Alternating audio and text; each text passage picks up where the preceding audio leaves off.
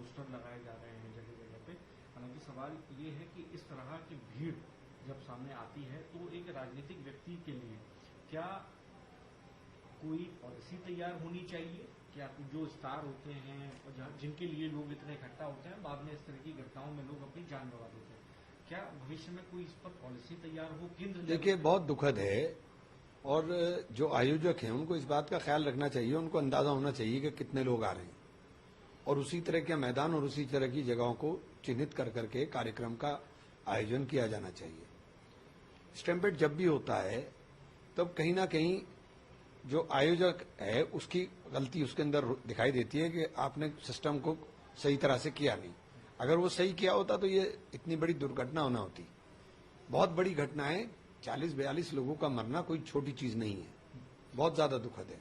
Sir, Bharat Pakistan का match हुआ, भारत ने पाकिस्तान को तो जवाब दिया, हालांकि ट्रॉफी नहीं ली। युद्ध में देते हैं ना जवाब, जब तो युद्ध बंद कर दिया, जब जवाब देने का वक्त था जब तो आपने सरेंडर कर दिया कि ट्रंप साहब ने बयान दिया और आपने बटन दबा करके कहा नहीं हम युद्ध रोक रहे हैं। किस बात के ऊपर आपने युद्ध रोका था? यूनाइटेड नेशन में जाकर के पाकिस्तान झूठ बोल रहा है और कह रहा है, सारी बातें बोल रहा है, तो ये तो तभी बोल पाया ना जब आपने ये काम कर दिया। अगर उसको जवाब उसी तरह से मिल गया होता तो ये बोलने की हिम्मत ना होती, हैसियत ना होती। हमारी बहनों के सिंदूर जिन्होंने उजाड़े, आप उनके साथ पैसा कमाने के लिए खेल खेल रहे हो। शर्म नहीं आती आपको? शर्म नहीं आती उन प्लेयर्स को? शर्म आनी चाहिए, शर्म आनी चाहिए। आप प्लेयर कर रहे हैं, आपको लगता है कि खिलाड़ियों मैं बिल्कुल हर चीज के ऊपर कह रहा हूं, ऐसे लोगों के साथ क्या रिश्ता रखना? क्यों रिश्ता रखना ऐसे लोगों के साथ जो हमेशा पीठ में खंजर भोंकने का काम करें?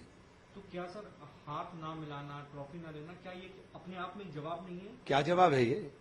आपने पैसा कमा लिया ना, आपने उसके राइट से पैसा तो इकट्ठा हो गया, पैसा तो आपको आ गया, पैसा जो मिलना था मिल गया, आपको भी मिल गया, पाकिस्तान को भी मिल गया, दोनों को मिला है। क्या पाकिस्तान के लोगों को पैसा नहीं मिला है? उनको भी मिला है पैसा। आप तो माला माल हो गए, आपको फर्क नहीं पड़ रहा कि किसकी मांग उजड़ गई। सर, एक और आप लोगों के ऊपर हमला ये देखा गया जब हर किसी ने भारतीय क्रिकेट टीम को जो है शुभकामनाएं दी, लेकिन कांग्रेस की तरफ से भाई मैं कांग्रेस की नहीं बात कर रहा हूं, मैं अपनी बात कर रहा हूं। मैं बिल्कुल शुभकामनाएं नहीं दूंगा। किस बात की शुभकामनाएं दूं? अपनी बहनों के उजड़े हुए सिंदूर के लिए किस बात की शुभकामनाएं दूं उनको? मुझे उन पर शर्म आती है, शर्म आती है उन लोगों के ऊपर। सर, आप चाहते हैं कि मुस्लिम समुदाय को इस बात को सोचना चाहिए कि बिल्कुल सोचना चाहिए, दानिश्वर लोगों को आगे आकर के बोलना चाहिए। जिम्मेदारी है, सब दानिश्वर लोगों की जिम्मेदारी है, जो नेता हैं उनकी जिम्मेदारी है कि समझाने का काम करें।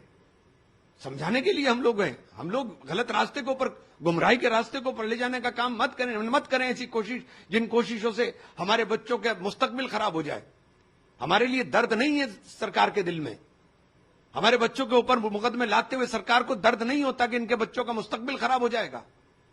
हमारे लिए समझाने बुझाने वाली बात नहीं होती कि समझा बुझा के शांत करके भेज दिया। उत्पात करने वाले लोगों को समझाया सिर्फ धर्म देखकर जाएगा, हमें नहीं समझाया जाता। हमारे लिए लाठी और गोली चलती है तो हमें समझना पड़ेगा और आपको खुद समझना पड़ेगा। सर, महाराष्ट्र के आलियानगर में रंगोली से आई लव मोहम्मद लिखा गया। हालांकि इस पर मुस्लिम समुदाय की ओर से आपत्ति दर्ज कराई गई, थाने के बाहर प्रदर्शन हुआ। इसमें जानकारी ये भी सामने आई कि लाठीचार्ज भी हुआ है और उन सभी लोगों पर कार्रवाई की जा रही है जो इसमें दोषी पाए गए हैं। आई लव मोहम्मद को लेकर लगातार चीजें और देखने को मिल रहा है कि बिगड़ रही हैं। क्या देखिए, मुसलमानों को इस बात को समझना चाहिए कि ऐसे बेबुनियाद मुद्दों को उठाने की कोशिश मत करें, बेबुनियाद बातों को फैलाने की कोशिश मत करें। किसी मेरे खैर मुस्लिम भाई को यह जानकारी नहीं कि आप सल्लल्लाहु अलैहि वसल्लम का नाम जमीन पर नहीं लिखा जा सकता, उनको जानकारी नहीं होगी, लेकिन आपको है। आप क्यों ऐसा काम कर रहे हैं? जो पोस्टर आप लेकर खड़े हो उसे फाड़ा जा रहा है, वो बेहुरमती नहीं हो रही है। आप सल्लल्लाहु अलैहि वसल्लम की बेहुरमती कराने की कोशिश क्यों कर रहे हो आप लोग? आप सल्लल्लाहु अलैहि वसल्लम की जात पूरी दुनिया के लिए इबरत का मकाम है। पूरी दुनिया के अंदर उन्होंने इंसानियत का पैगाम दिया, पूरी दुनिया के अंदर उन्होंने अमन की बात की। उनकी जिंदगी अपने आप में एक पूरी की पूरी हम लोगों के लिए एक नजीर है। आप सल्लल्लाहु अलैहि वसल्लम के बारे में इस तरह का मुझे नहीं समझ में आता, और मैं उलेमा कराम से भी दरखास्त करना चाहता हूं कि इसके ऊपर फौरन पाबंदी लगाने के लिए कहें।